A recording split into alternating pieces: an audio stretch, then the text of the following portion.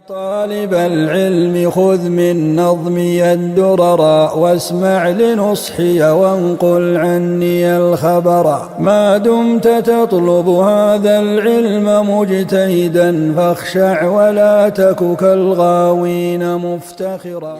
بسم الله الرحمن الرحيم الحمد لله والصلاة والسلام على رسول الله. Në dersën e kaluar kemi shpjeguar tefsirin e surës Naziat. Sonte do të flasim për komentimin e surës Abese. Thot Allah subhanahu wa ta'ala, a ju vrejt dhe ja ktheu shpinën. Përkon është fjala, është për Muhamedin a.s. që ishte me parin duke i bot davet. Edhe qëllimi Muhamedit a.s. ishte që më ju bot davet paris, dhe në momentin kur t'ju bën davet paris, kur të udhëzohet paria udhëhecit, edhe populli pastaj ata që i ka për rreth e udhëzohen në Islam. Po në çat moment ka desht Allah subhanahu wa ta'ala, edhe ka ardhur një person i verbër. Edhe ka kërku mi mësu Islamin, mi mësu diçka rreth fesë. Edhe ky tash qëllimi ka qenë sa e ki vrejt për shembull ti kur je me të pasun apo me njerëz me pozitë, edhe nuk ki qef në atë aspektin me të pa me një dvarfër apo me një njeri që është i shkallës ult, jo të kategorisë tynve, shkaku mos me bo shërë që me thonë me ik pastaj këta, me thonë që Muhamedi a.s. me konë përrin. Edhe në qatë kontekst e kishte Muhamedi a.s. jo që dhe i keme në nëshmu. Mirë po, zbriti ajeti kuranor, subhanallah, mos e në nëshmo dhe me thonë. Mos e në nëshmo, mos e u vrejt pejgamberi a.s. si erdh personi. Sa ishte të i bo davet edhe kishte një vizion ma të gjërë që me pranu Islamin ma shumë njerës. Jo që ishte kundër tij, apo. Thot, a ju vrejtja dhe ja ktheu shpinën. Ishte profeti që u vrejt, që ja ktheu shpinën. Abese ka kuptimin u vrejt në fytyr dhe kthimin e kurizit të walla. Me që ati i erdhi i verbri. I verbri është Abdullah ibn Umi Mektumi, që ka thi rezonin. Në që e ka thi rezonin, që kjo është i verbri, subhanallah. Thot, për para hijretit sa ishin në Mekke, a i shkoj të pejgamberi a.s. Dhe të pejgamberi a.s. ishte me disa njerëz të Paris, apo për me pranu Islamin. Edhe thot, si që djetë kur njerëzit e rëndësishëm dhe paria pranën Islamin, kjo bëhet shkak që edhe populli pastaj me pranu. Pra në me dal një pris për shembull i një vendit caktuar, edhe me thonë, unë e kum pranu Islamin, feja drejt është Islami, pastaj ket ata xhamati tynve, ata partijasht e ati që e ndjekin, çka bëjnë? E ndjekin shkaku i dashurisë që e kanë ndaj prisit apo ndaj kryetarit partisë vet. Edhe kështu e mendonte Muhamedi a.s. Pra teksa pejgamberi s.a.s. dëshiron të thot shumë që këta njerëz ta pranonin Islamin, ju afru një i verbër për me pyet. Me pyet rreth Islamit. Është përcjell se ai tha pejgamberit a.s. Më mëso diçka prej asaj që të ka mësuar Zoti yt. Subhanallah, i verbër. Tham, kallëzo diçka që ka të ka mësu Zoti yt, Allahu yt. Ai kërkonte të lexonte diçka prej Kur'anit. Profeti a.s. me ktheu kurizin dhe u vrejt në fytyrë. Me shpresën dhe dëshirën që këta njerëz të rëndësishëm ta pranonin Islamin, siç tha.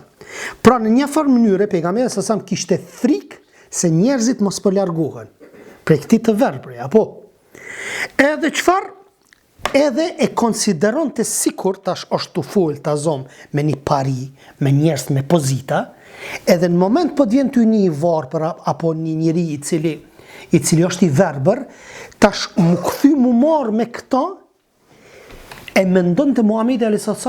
kinë se pja kthen shpinën tash këtynve. Edhe mos është një lloj mos respekti apo mos edukate ndaj këtynve, përdesa po vjen dikush edhe po futet në mes. Dhe për atë arsye, Muhamedi a.s. ja kthei kurizën edhe u vrejt në fytyrë pak. Sepse donte të vazhdonte mi bot davet Paris, që ta pranon Islamin. Pastaj thot, këtu pikasën dy gjëra thot. Dëshira që kishte pejgamberi a.s. që këta njerëz të rëndësishëm me pranu Islamin, dhe thot, ata mund ta konsideronin si mungesë respekti. Ti s'po na respekton neve, po mirësh me filonin, me neve ke të fol. Desh tash ke të fol me neve, tash të ardhi njoni edhe neve po na le. Për atë si Muhamedi a.s. u vrejt në fytyrë. E thot, e ku mund ta dish thot Allahu ti, ndoshta ai dëshiron të pastrohet. Thon, pse pe kthesh fytyrën, domethënë, pse u vrejt në fytyrë? Ku mund ta dish ti? Ndoshta ai po don marr mu pastru te ti, mi kallzu diçka rreth fesë Allahut subhanahu wa taala. Pjesa ku mund ta dish ti nën kupton çfarë të bën të dyshosh te ky njeri që kërkon mu pastru edhe thot me forcu besimin e tij, imanin e tij. Më kallzoi Rasulullah diçka rreth fesë. Pjesa ndoshta ai adreson pikrisht Ibn Umi Mektumin thot. Pjesa dëshiron të pastrohet, dëshiron mu pastru për mëkateve, ka bën ai gjuna. Edhe po lypej Muhamedit, çor subhanallahu i verbër. Po lypej Muhamedit sallallahu mi tregu.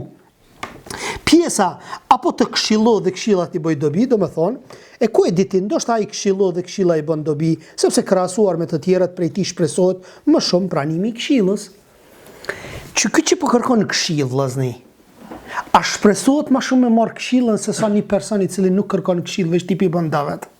Ky shpresohet që më shumë me marr këshillën, se po kërkon ky peti. Nëse vjen një person direkt dhe thot këshillon për hir të Allahut se po du me boç atë këshillën tënde. Dhe ana tjetër një personi që ti pe këshillon pa ta lypaj këshillën.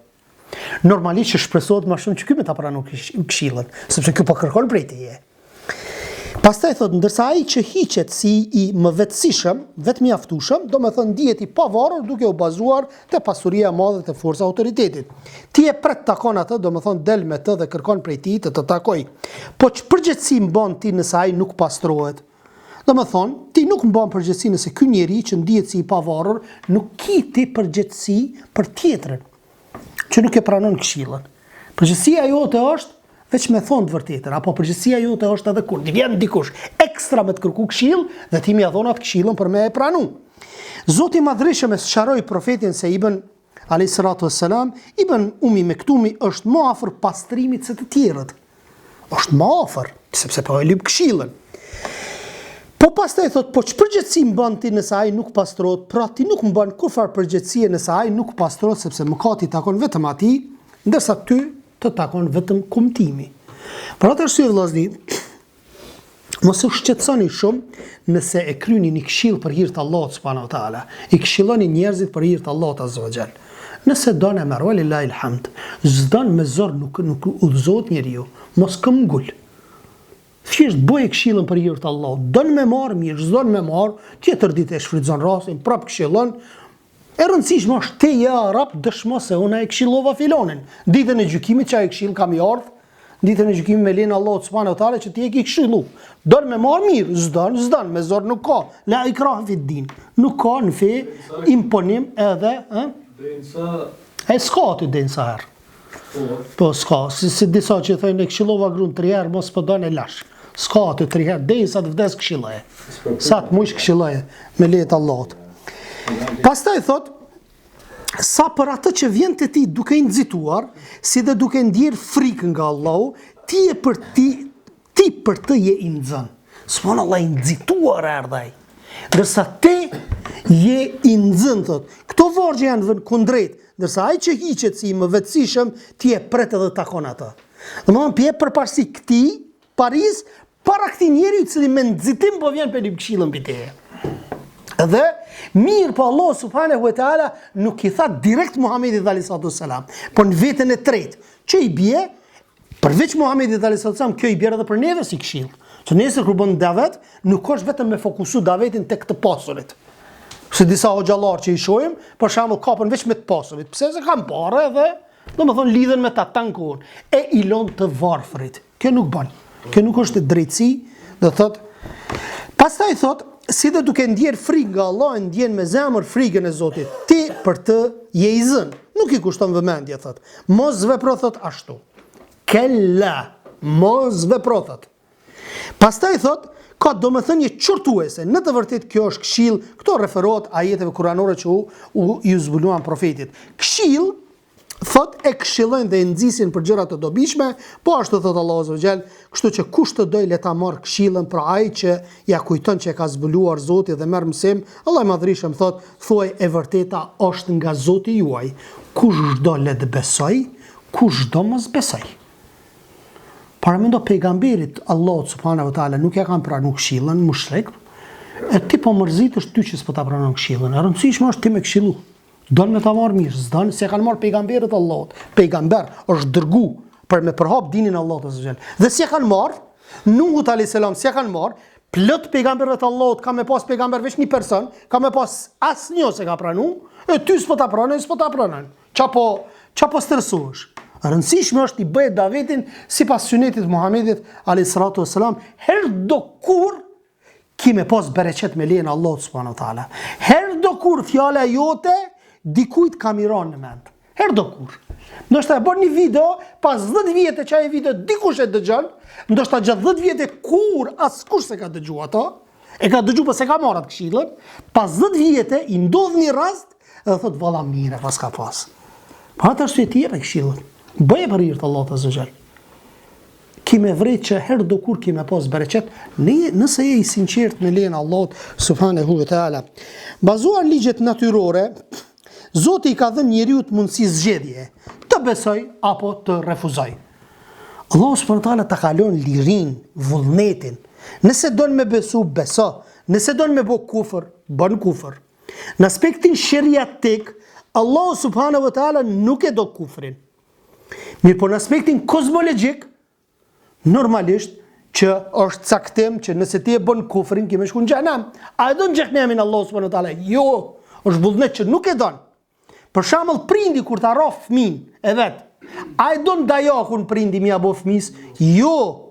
Mirë, po shkaku i belas që e bën fëmia, atër ti duhet me rrah, po themi, duhet me rrahje që disa për djetarëve kanë thonë s'lejohet hiç, përveç se për namaz, edhe namaz është rrahje lehtë, nuk jit grushta fëmis, apo? Dhe më thonë, thjesht me pas një lloj, dhe më thonë si një lloj thupar, apo ku e dione. Edhe Shekh Albani për shembull thotë s'lejohet fëmin me rrahje hiç. Se në hadith ka veç për namaz. Për namaz është rrahje lehtë, mos keq kuptohet. Nësa disa për djetarëve kanë thonë normal që lejohet edhe nëse bën sherrë kështu, sepse ty për mi kry. Nëse nuk e rrojsh në herë, ty për mi kry. Por se duhet mu largu.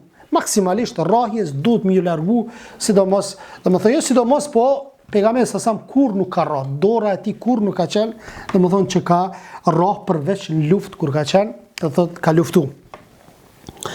Po ashtu thotë, Zoti nuk e dëshiron kufrin dhe robërit e tij, por sipas sheriatit, njeriu nuk mund të zgjedh midis besimit dhe mosbesimit, por është urdhëruar të besojë. Domethënë sipas sheriatit, sipas dëshirës së Allahut, s'ka zgjedhje tjetër përveç imanit. Mirë po, në anën tjetër ty ta ka leju dhe vullnetin ta kalon që me bë kufër, dhe si shkak i vullnetit kozmologjik, Allahu dënon pastaj që ti e bën kufrin. Pastaj thot që ndodhet në faqe të nderuara të larta të pastërta. Pra këshillat që gjenden këto ajete ndodhen në faqe të nderuara të larta e të pastra të vlerësuar te Zoti. Pastaj ajeti është thot në duart e shkruesve. Shkruesve janë engjujt që shkruajnë çdo të mirë dhe çdo të keqe. Engjujt shkrues, thot ata janë sefara. Thot shkrues sefera, thot nga që kjo fjalë rrjedh nga fjala sefer, ose sefer që nuk kupton të shkruash, të ndershëm e të përkushtuar. Thot si shkrues të nderuar, që nuk lodhen, çdo gjë shkruajnë. Kemi na kiramën katibinët, që tankon shkruajnë të mirat edhe të këqijat. Nuk ndjen lodhje, lavdojnë Zotin natë e ditë, pa ndërprej. Gjatë thirrjes në rrugën e Allahut duhet t'i trajtojmë po ashtu të gjithë njerëzit të barabartë. Mos më ndo, mu kon i drejt, po do me thonë. Mu kon i drejt, do me thonë në gjykim. Pastaj thot, Allahu ai u vrejt, si shtam, dhe ja ktheu shpinën me që ati erdhi verbri në 3 fjalit e para, mesazhi direkt nuk i drejtohet Muhamedit a.s. po në vetën e tretë. Në vetën e tretë, ai, apo veta e tretë është ai tek ne. Por vjen në vetën e tretë nga që Zoti nuk ka pëlqyer që t'i drejtohet me fjalë të rënda Muhamedit a.s. Zoti i Madhreshëm e ka cilësuar librin e tij si gjuhë të qartë arabe. Këto vargje përbëjnë një dëshmi që lejohet të cilësojmë të tjerët me një tipar të caktuar, si për shembull i verbër. Dikush që është i verbër, a lejohet për shembull kur të pyet dikush me thon filoni bre, kush ke bre filoni, çaj verbërve, çaj çori, që ke me syza? A lejohet me thonë kështu? Këtu më varet prej njetit. Nëse don me identifiku, lejohet. Nëse don me nënçmu, nuk lejohet. Këtë më varet prej mimikës tonë dhe vratë. Çaj çore ai, as pe disha çorena. Kjo është nënçmim, apo? Cili bre çaj vllobre, çaj me syza që ke i verbër çaj çor që ke dallon, apo? Shumë dallon. Varet edhe tek mimika, edhe tek goja edhe tek shpreha ti kur të përdor, varet. Nëse e ki për qëllim me nënçmu, ke marrë gjunat e Allah subhanahu wa taala. Nëse e ki për qëllim me identifiku, me kallëzu që filoni është që kë, lejohet me tregu jo një ves, po një plak që e ka në trup, për shembull është sakat, ta zon. Edhe lejohet me thonë, sakat be qaj komën që e pat sakat, dorën që e pat sakat, lejohet, nuk ka asnjë problem, dhe ky përgojim është i lejuar me lejen e Allahut subhanahu wa taala, deri në takimin e radhës me ajetet 17 e tutje subhaneke Allahumma wa bihamdik, ashhadu an la ilaha illa ant, astaghfiruka wa atubu ilaik. Allahu ju shpërblet.